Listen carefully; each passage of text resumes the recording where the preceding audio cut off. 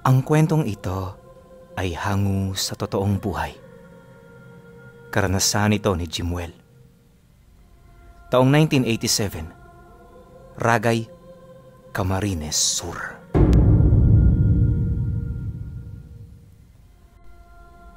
Jimuel, mapanganib ang mundo. Kaya kapag nadako ka sa ibang lugar, huwag mong kalimutang magdasal sapagkat yun lang ang sandata mo. Payo ng kanyang lolo bago ito pumanaw. Bagaman magpipitong taon na magmula noong nawala ito, patuloy na sumasariwa sa kanyang alaala ang lahat ng mga payo at paalala nito sa kanya. Dahil sa matandang yon, kaya siya lumaking matatag at mabuting tao. Sa edad din niyang 22 anyos, nagkaroon na siya ng magandang trabaho sa bayan ng Kamsur. Kagaya ng marami, wala siyang ibang ginawa kundi ang magtrabaho buong maghapon at maghintay ng sweldo sa katapusan ng buwan. Ang kaso lang, kahit malaki ang kanyang kinikita, wala siyang natitira para sa sarili niya. Lubog na lubog sa utang ang kanyang mga magulang, kaya kahit nahihirapan siya, kailangan niyang magsakripisyo para maiahon ang mga ito. Ni minsan, hindi niya inisip ang pangsarili niyang kapakanan dahil sa awa at utang na loob. Ayon sa kanya, di naman siya pinupuwersa ng mga magulang niya, gawa ng meron din itong pangkabuhayan. Pero syempre, bilang mabuting anak na may matinong pag-iisip, hindi niya ito matiis-tiis. Kaya sa halip na unahin ang kanyang personal na mga luho, pinipili niyang gawin ang sa kung anuman ang tama para sa kanya. Niwala na nga siya noong oras sa panliligaw dahil natatakot siya na baka hindi niya magawa ang responsibilidad na nakaatang sa kanyang mga balikat. Marami na rin ang nagbibigay ng payo sa kanya noon ukol sa kanyang sitwasyon, pero walang kahit ni isa sa mga ito ang kanyang pinakikinggan. Naniniwala siya na mas madaling magsalita, pero kailanman hinding-hindi nito mauunawaan ang mga bagay na kanyang nararamdaman. Kaya imbis na magpaapekto, patuloy na lang niyang ginagawa ang kanyang gusto hanggang sa kalaunay nagdesisyon na rin ng mga ito na itigil ang pangungumbinsi sa kanya. Bukod kasi sa alam nilang hindi sila pinakikinggan ni Jimuel, aminado rin ang mga katrabaho niya na nagsasayang lang sila ng oras at atensyon dito. Bagay na kanya namang ikinatuwa. At makalipas lamang ang ilang buwan, nasaksihan niya kung papaano umangat ang kanyang trabaho habang siya ay nananatili sa ganoong sitwasyon. Ngunit sa kabila ng pangyayaring yon, hindi siya nagpaapekto. Alam niya na bawat tao ay merong kanya-kanyang linya ng tadhana, kaya walang saysay na makipag-unahan at makipagkompetensya. Naniniwala rin siya na sa tamang panahon, kung may pahintulot ng Diyos, makakaahon siya mula sa ganoong sitwasyon. Palagi niyang iniisip na anumang oras ay pwedeng sumang-ayon sa kanya ang tadhana. Kaya kahit wala na siyang nakikitang pag-asa, patuloy pa ring namumutawi sa puso niya ang pag-asang nagbibigay lakas para magsumikap siya.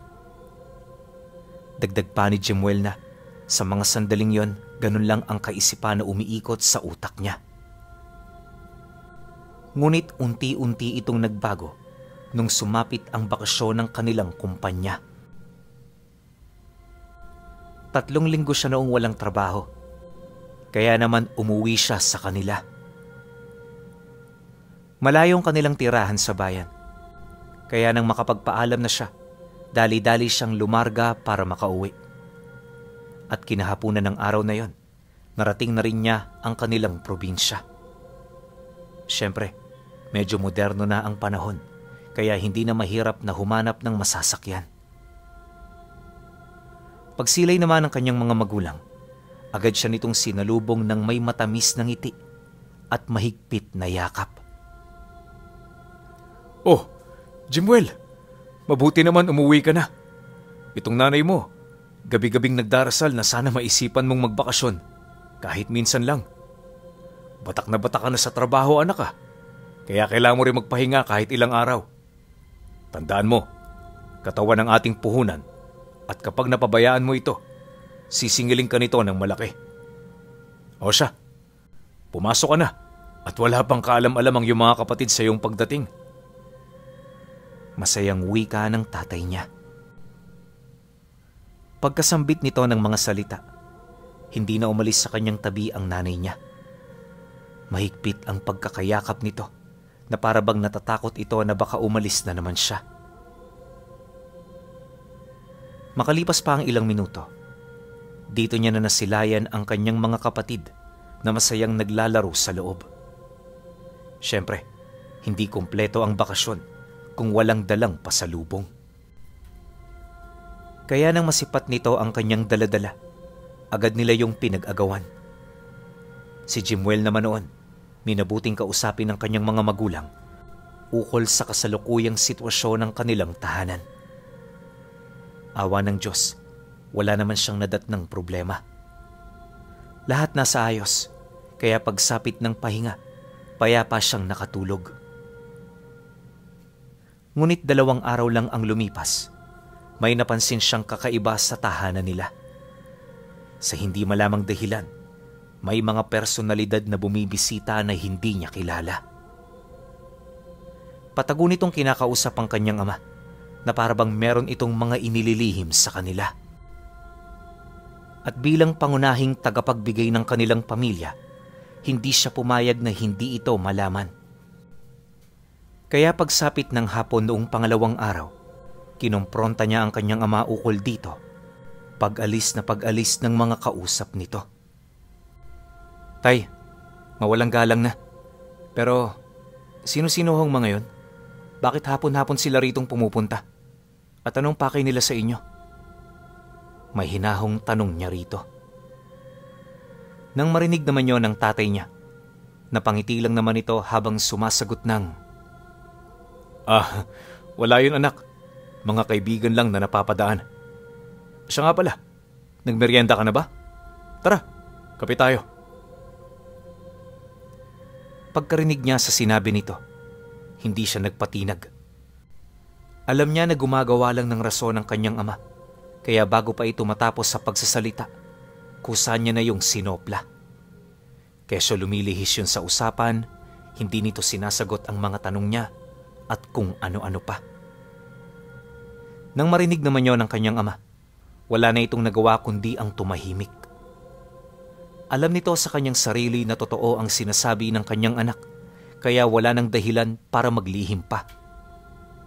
At para makapag-usap sila ng maayos ukol dito, niyaya siya nitong pumasok sa loob ng bahay. Pagpasok nilang dalawa, agad nitong isinarado ang pinto. Inabisuhan din ito ang mga kapatid niyang lumabas na muna dahil sa magkakaroon sila ng pribadong pag-uusap. Makalipas pa ang ilang minuto, nang silang dalawa na lamang ang nasa loob, dito na ito nagsimulang magsalita ukol sa mga bagay na gusto niyang malaman. Ayon sa kanyang ama, siya ang paksa nila ng mga kakilala niya. Pinag-uusapan nila ang kanyang kalagayan at kung ano ang pag-uugaling nakuha niya sa bayan.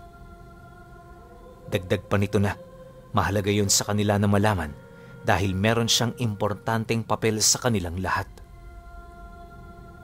Nakakasiguro rin itong hindi siya maniniwala ukol sa bagay na ito. Pero yun talaga ang totoo.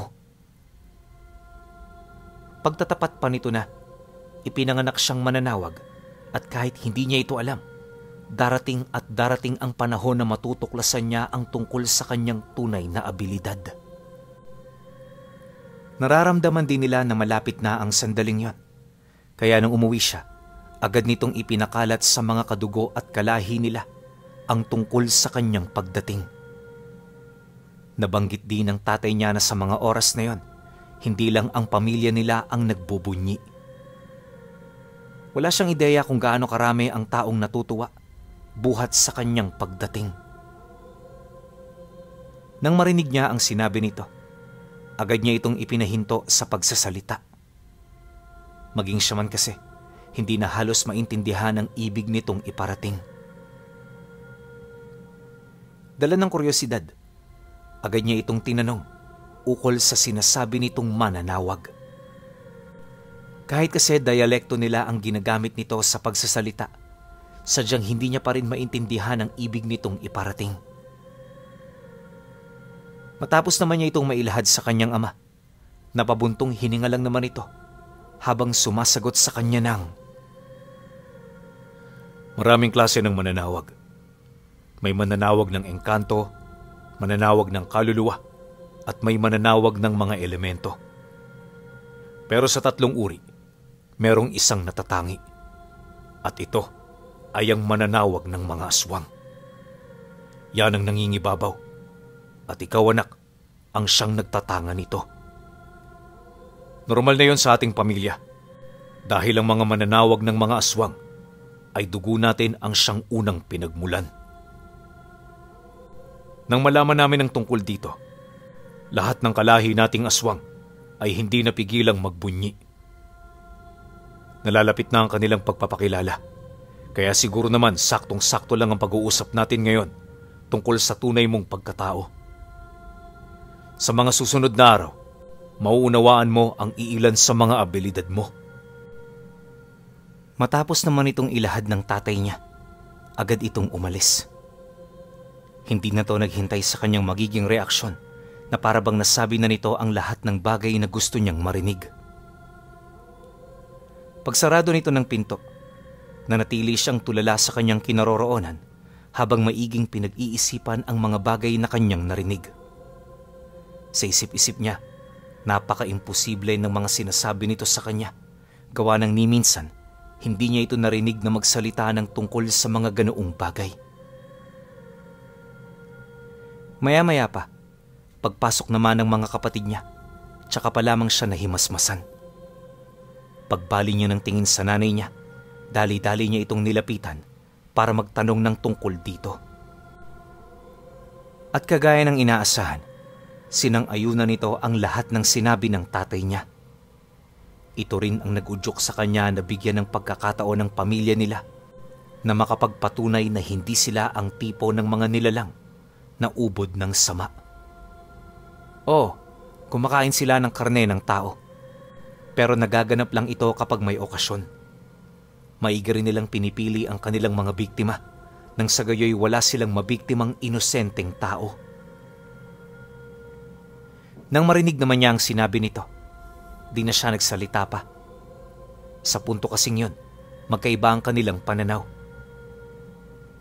Kahit anong gawing pagtakip ng nanay niya ukol sa pagpatay ng tao, mananatili itong mali sa kanyang paningin. Kinagabihan, kagaya ng mga sinabi nito, muli niyang nasilayan ang pagbisita ng kanilang mga kadugo. Subalit sa pagkakataong yun, hindi ito nagmamadaling umalis. Nanatili ito sa labas ng kanilang bahay hanggang sa abutan na ito ng takip silim. At sa pagtalikod ng araw, dito na siya pinatawag ng kanyang ama. Sapilitan siya nitong pinalabas hanggang sa makaharap na niya ang mga kadugo niyang sinasabi nitong mga aswang. Sa unang tingin wala naman siya roong napapansing kakaiba. Pero habang tumatagal ang pagmamasid niya, unti-unti niyang napagtatanto na meron ngang nagtatagong dyablo sa likod ng maamong mukha ng mga ito. Ilang oras pa ang lumipas. Habang nasa kasagsagan na ng kalaliman ng gabi, dito niya na unti-unting napapansin ang tila bang pagkilos ng mga ito. Maya-maya pa, nang magsitayo na ang lahat ng mga nilalang na nasa harapan niya, dito na ito nagsimulang magdasal kasabay ng dahan-dahan itong paghubad ng kanilang mga kasuotan. May mga pinagpasapasahan na rin itong itim na langis na marahan itong ipinapahid sa kanilang mga balat. Pagkatapos titingala sila sa buwan habang patuloy na nagsasambit ng mga kataga. At pagkaraan lang ng ilang segundo, nasipat niya na nagkukusa ng umusli at umunat ang mga buto nito.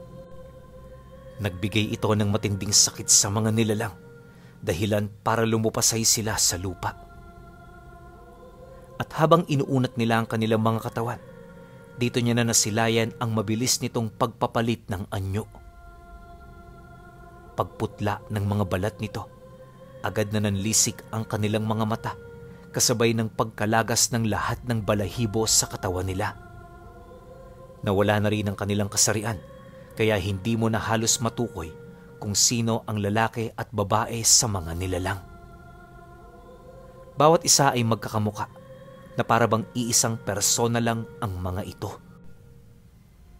Matapos ang pangyayaring yon, tsaka pa lamang binalot ng katahimikan ang buong paligid. Paunti-unti, binasag ito ng malalalim na pag-angil ng mga nilalang hanggang sa sabay-sabay na itong magsiatungal na parabang nasisiraan ng bait. Sa muling pagtahimik ng mga ito, dito na lumapit sa kanya ang gabunan ng lahi nila. Ayon sa kanyang ama, sa kanilang lahat ang matandang yon ang may pinakamalalim na karanasan sa mga bagay-bagay. Ito rin ang nakakuha ng pinakamalakas na bertud ng kanilang lahi, kaya walang kahit na sino ang tumututol sa pamumuno nito. Magwawalong dekada na rin yung namumuno sa kanila, kaya kilalang kilala na nila ang pag-uugali nito. Dagdag pa ng kanyang ama na maging ang gabunan nilang yon, luluhod sa kanyang harapan kung ito ay nanaisin niya. Pagkarinig niya sa sinabi nito, di na siya nagdalawang isip na yon ay subukan. Medyo naintriga kasi siya sa kanyang abilidad, kaya kahit may pagdududa, sinunod niya at pinaniwalaan ang tatay niya. At sa hindi malamang dahilan, sinunod ngayon ng mga kalahi niya. Ang kaso lang, kahit nasaksihan na ito ng sarili niyang mata, hindi pa rin siya makapaniwala. Kasi ang iniisip niya noong mga sandaling yon, kilala siya ng mga ito. Maaari ring nagkausap na ang mga nilalang upang ipamukha sa kanya na meron nga siyang abilidad. Kaya naman dala ng pagdududa, tinanong niya ang kanyang ama kung pwede rin ba siyang tumawag ng mga aswang sa ibang lahi. Nang marinig naman ito ang sinabi niya, agad naman yung sumang-ayon. Yun nga lang, hindi ito magiging magandang ideya dahil posible lang itong pagmula ng gulo. Hindi nito kayang maitanggi na seloso ang kanilang lahi, kaya sa sandaling may ibang lahi na makaagaw sa kanyang atensyon, hindi malabong pagpapatayin nila ang mga ito. Dagdag pa ng kanyang ama, ito rin ang magiging mitya ng mga duelo at pagtutunggali upang malaman kung sino ang pinakamalakas na angkan. Dahil sa sinabi nito, napangiti lang naman siya habang sumasagot ng, "Huwag kayong mag-alala, tay. Para sa akin, tayo ang pinakamalakas. At hindi naman ako gagawa ng hakbang para ikapahamak ng ating mga kauri. Siyempre, sa inyo ako papanig. Kaya sa sandaling may mainggit, ipapapatay ko sa kanila ang lahat ng aking mga tinawag." Dahil sa kanyang sinabi, hindi na tumutol ang kanyang ama. Matapos nilang makapag-usap, itinuro ng gabunan nila ang iilan pang lihim at pamamaraan ng pagtawag sa ibang lahi. Ayon dito, simple lang naman ang pagtawag. Una, kinakailangang ikaw ang nagtataglay ng abilidad nito. At ang ikalawa, kailangang alam mo ang mga buhay na salitang gagamitin para mapasunod ang mga aswang na hindi mo kakilala. Dagdag pa nito na, kapag napaghusayan niya ang kanyang abilidad, magagawa niyang tumawag ng mga nilalang gamit lamang ang kanyang isipan. Magkakaroon din siya ng kakayahang makahiram ng abilidad ng mga ito upang magamit niya sa mga bagay na kanyang nanaisin. Nabanggit din ito sa kanya na dahil sa pagkamulat ng kanyang kaalaman, kahit gaano kalakas ang balat kayo at sa bulag ng isang aswang, hinding-hindi ito makakapagtago sa kanya. Pagtatapat pa ng kanyang ama na lahat ng sinasabi nito sa kanya ay siya mismo ang makakapagpatotoo at makakatestigo. Nang marinig niya ang sinabi nito, di na siya nagsalita pa. Sa punto kasing yon, medyo namamangha na rin siya sa taglay-taglay niyang biyaya. Pagkatapos ng gabi, hindi na naging normal ang buhay niya. Malayong malayo na ito sa dati, buhat sa kanyang mga nalaman. At nung makumpirma niya ito, naging abala na siya sa pagtuklas ng iba pa niyang abilidad. Sa loob ng ilang linggong bakasyon, ito lang ang kanyang pinagkaabalahan hanggang sa dumating na ang araw na kinakailangan na niyang bumalik sa bayan. Mahirap man ito para sa kanya. Alam niya na kailangan niya itong gawin, alang-alang sa trabaho. Bukod kasi sa ito lang ang bumubuhay sa kanila, may nilagdaan din siyang kontrata ukol sa taon ng kanyang itatagal bago siya umalis. Hindi niya ito pwedeng suwayin dahil sa pamamagitan nito, posible siyang makulong. Maliban pa ron, di pa niya tapos bayaran ang utang ng pamilya, kaya kahit gusto niya nang manatili sa lugar nila, napilitan siyang bumalik. Pagdating niya ng bayan, hindi na kagaya ng dati ang kanyang mga nakikita. Sa kanyang paningin kasi, samot-saring nilalang na ang kanyang nasisilayan na nagbabalat kayo upang makibagay sa mga tao. Marami rito ang mga aswang, kaya hindi niya mawari kung papaano ito naging posible. Gayunpaman, sadyang hindi niya kayang talikuran ang kanyang mga nasisilayan. Subalit sa kabila ng lahat ng yon, pinilit niyang mabuhay ng normal. Alam ni Jimuel na hindi niya kalaban ng mga ito, kaya wala siyang dapat na ipagkabahala. Nakakasiguro rin siya na kilala siya ng mga ito, kaya anumang oras pwede niya itong matawag kung sakali mang magkaroon siya ng problema. Akala niya hindi niya magagamit sa lugar na yon ang kanyang abilidad, pero nung may makatagpo siyang babaeng nagpatibok ng kanyang puso, dito na nagsimulang mag-iba ang simoy ng hangin. Sa hindi malamang dahilan kasi, bigla na lang siyang naging seloso at agresibo sa mga taong nakakalapit nito. Ultimo nga ang kanyang mga kaibigan sa trabaho pinagseselosan niya, lalo na kung nakikita niyang kakaiba ang pagtitig nito sa kasintahan niya. Noong una sinubukan niyang unawain ng mga bagay-bagay, pero sa katagalan na paulit-ulit itong nangyayari, tila bang narindi na rin siya. At mas lalo ring lumala ang sitwasyon noon nang malaman niyang niyayaya ng isa sa mga katrabaho niya ito na lumabas. Sa galit ni Jimuel, agad niyang kinumpronta ang lalaki, ngunit imbis na humingi ng tawad, tila bang ito pa ang nagalit. Kesyo, wala siyang karapatan sa babae dahil hindi pa naman niya ito asawa. Kagustuhan din ito na sumama sa kanya at di hamak na mas magandang lalaki ito kumpara sa kanya. Nang marinig niya ang tungkol dito, nandilim ang kanyang paningin. At dala ng bugso ng damdamin, hindi niya na nakontrol ang kanyang sarili. Walang sabi-sabi, bigla niya itong sinapak hanggang sa magpang-abot na silang dalawa. Ngunit dahil sa mas malaki ang pangangatawan nito kumpara sa kanya, siya ang natalo sa bandang huli. Halos mumugi ni Jimuel ang kanyang mga ngipin dahil sa tindi ng bugbog na kanyang natanggap. Isang linggo rin siya noong hindi nakapagtrabaho, gawa ng iyong mukha niya, balot na balot ng benda. Hindi rin niya maimulat ng maayos ang kanyang mga mata dahil maliban sa pamamaga, dumugo rin ang loob nito. Subalit nang gumaling na siya, dito na siya nagdesisyong gamitin ang alas na hawak niya. Pagsapit ng gabi, buong galit niyang tinawag ang mga malalakas na aswang na naninirahan sa bayan. Matapos niya itong gawin, ilang minuto siyang naghintay hanggang sa dito niya na nakita ang tatlong matatandang lalaki na naglalakad papalapit sa kanyang pinagtitirahang bahay. Pagpasok nito sa kanyang bakuran, agad niya yung niyaya sa loob.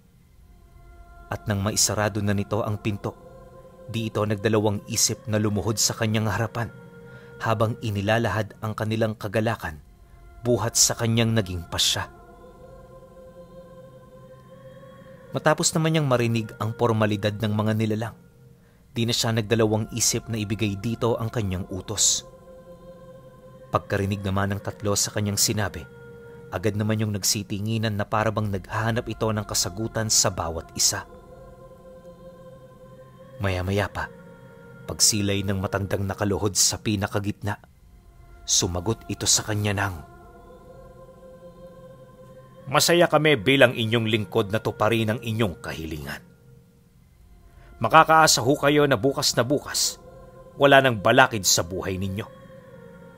At kung may magtatangka pa sa inyo, kami na mismong bahalang magligpit dito." Pagkasambit nito ng mga kataga, nagpatuloy ang kanilang pag-uusap. Maingat nilang ginawa noon ang plano upang hindi siya mapabilang sa mga taong maaaring sangkot sa mga mangyayari. Ang kaso lang, nung maisakatuparan na ito ng mga gabunan, siya kaagad ang naturong pumatay sa kanyang kasintahan at sa bago nitong kinakasama. Lahat ng mga katrabaho niya pinatunayan ito dahil nangyari ang insidente ilang araw bago sila magpang-abot ng biktimang lalaki. Dagdag pa ng mga ito na posibleng nagbayad itong si Jimwell para iligpit ang dalawa. Nang malaman naman yon ng kumpanyang pinagtatrabahuhan niya, ora mismo siya nitong sinibak. Agad din siya nitong ipinatugi sa otoridad para dakpin at maimbestigahan ukol sa mga nangyari. Dala ng kanyang takot, dali-dali siyang pumuslit ng bayan. Wala siyang balak na umuwi sa kanila, buhat sa panganib na naghihintay, hindi lang sa kanya kundi maging na rin sa kanyang pamilya. Dahil dito, kaya na may naghanap siya ng mga lugar na pwede niyang mapagtaguan pansamantala. Mabuti na lang may mga malalapit na bundok sa bayan, kaya bago pa siya mahanap ng mga otoridad, nakapagtago na siya. Sa isang liblib na parte ng bukid na malagi itong si Jimwell, kasama ng iba't ibang lahi ng mga aswang, mga sigbin at maranhig. Ayon sa kanya, na nung mga sandaling yon pakiramdam niya napakamakapangyarihan niya. Lahat kasi ng nilalang na sumailalim sa kanyang puder, nakakaya niyang utusan ng walang kahit na anong kapalit. Ang pamumuga din ng mga ito sa kanyang pinagtataguan ay para lamang siya ay mapagsilbihan. Sa paglipas ng mga araw, naging komportable ang kanyang buhay sa lugar. At kahit malayo siya sa bayan, napapakinabangan niya pa rin ang mga produktong nagmumula rito. Kapag umaga kasi, pumupunta roon ang mga aswang para magnakaw ng mga kailangan niya. Marami rin itong ginagawa sa mga tao roon upang makalikom ng balita at ulat ukol sa mga kasalukuyang nangyayari. Akala niya nung una ligtas na siya, pero hindi niya alam, may mga tao na rin palang naghahanap sa kanya. Grupo yon ng mga mersenaryo na ayon sa mga katrabaho niya, binayaran ng pamilyang lalaking pinatay niya. Bagaman hindi niya natunugan kung saan ito magmumula, batid niya na paparating ito sa kanilang lugar upang makuha ang hustisyang hinihingi ng mga biktima. Pagpasok ng mga mersenaryo sa bundok kung saan siya naninirahan, agad niyang inutusan ang mga aswang na kumalat. Nagpagala-gala na rin noon ng mga sigbin upang bitagin ito ng kanilang bagat. Yun nga lang, hindi yun naging madali dahil sa tangan ng mga itong pangontra. Kaya imbis na mapigilan nila ito sa paanan ng bundok, malayang nakausad ang mga mersenaryo papalapit sa lugar kung saan siya naroon. Nang marinig naman niya ang ulat ng mga tagapagmasid nila, inilahad ng mga gabunan na papaslangin na nila ito sa pagsapit ng gabi. Dagdag pa nito na, ipag-utos lamang niya, hinding-hindi nila ito pakikitaan ng awa. Ngunit nang marinig yun ni Jimwell, napangiti lang naman siya habang sumasagot dito ng, "Hayaan niyo na munang makalapit. Pabayaan niyo sila dahil ang mga katulad nilang mahihina ay hindi dapat gaanong sineseryoso. Palapitin niyo sila rito nang malaman nila kung gaano ka makapangyarihan ang mga demonyong kanilang kinakalaban." Nang marinig ito ng mga gabunan, agad naman yung sumang-ayon. Matapos ang pag-uusap, isang buong gabi pa silang naghintay hanggang sa tuluyan ng makalapit ang grupo. Kaya sa pagsapit ng dapit hapon, dito na siya nagbaba ng kautusan na sugurin ang mga ito. Nang malaman niyo ng mga gabunan, dali-dali itong bumaba ng bundok kasama ang kanilang mga nasasakupan. Ayon sa kanya, 6 na lahi ang sumugod sa mga mersenaryo. Lahat ng direksyon dinaanan nito, kaya nung atakihin na nito ang grupo, hindi nila maipagkakaila na nagulat ang mga kalaban nila. At sa loob lamang ng ilang minutong pakikipaglaban sa mga ito, mabilis nila yung nasukol hanggang sa mapabagsak ang kanilang mga depensa. Kalaunan, pagsilay ng mga nilalang na sugatan na ang mga mersenaryo, agad nila itong dinala sa kinaroroonan niya. At nung makaharap na niya ang mga ito, isa-isa niya yung tinanong, ukol sa nag-utos sa kanila na paslangin siya. Nang marinig naman ng mga ito ang kanyang sinabi, sinubukan itong magmatigas, pero sa bandang huli, wala na rin yung nagawa. Kahit anong gawin nilang pagtatakip sa utak ng kanilang operasyon, sadyang hindi nila magawang mapangibabawan ang sakit na dulot ng pagpapahirap sa kanila ng mga nilalang. Pagkakuha niya ng impormasyon, sa kanyang utos, parang grupo ng mga paniking nagsiliparan ang mga aswang na kanyang tinawag. Nung maglaho na ang mga ito, agad niyang inutusan ang mga natira na gawing pagkain nila yung mga nahuli nila. Nang marinig naman ito ng mga nilalang, labis nilang ipinagbunyi ang kagandahang loob ng kanilang pinuno. Maya-maya pa, dahil sa mga karneng nalikom nila, nagkaroon sila ng selebrasyon pagtungtong ng hating gabi. Ilang oras pa ang lumipas, bago sumapit ang 4:00 ng madaling araw, bumalik ang mga gabunan, bit-bit ang ulo ng mga taong kanyang pinapatay. Matapos nila itong maisakatuparan, dito niya napagtanto na hinding-hindi na siya makakabalik sa buhay na kinamulatan niya. Nakakapanibago man, masayang-masaya pa rin siya sa kapangyarihang taglay niya. Kaya sa paglipas ng mga buwan, payapa siyang nanirahan sa kabundukan. Isang beses sa isang buwan, bumababa siya rito upang bisitahin ang kanyang mga magulang. Kahit papaano masaya naman ang kanyang pamilya sa nangyari sa kanya, dahil kahit ganun siya, alam niya na nakapagtayo na siya ng imperyong siya mismo ang namamahala. Ngunit sa hindi malamang dahilan, pagkaraan lang ng ilang taon, bigla na lamang nawala itong si Jimuel. Huli na rin nang malaman ng mga magulang niya na yung bundok kung saan siya namumugaran ay kasalukuyan ng tinitirhan ng isang matandang albularyo. Ilang beses din nilang subuking pasukin ang bundok, pero kapag ginagawa nila ito, bigla na lamang silang nakakaramdam ng matinding pagkasindak at takot sa kanilang mga katawan. Kaya magmula noon, minabuti nila na iwasan na lamang ang bundok kung saan minsang namugaran si Jimuel, ang mananawag na nagpapaluhod ng mga gabunan.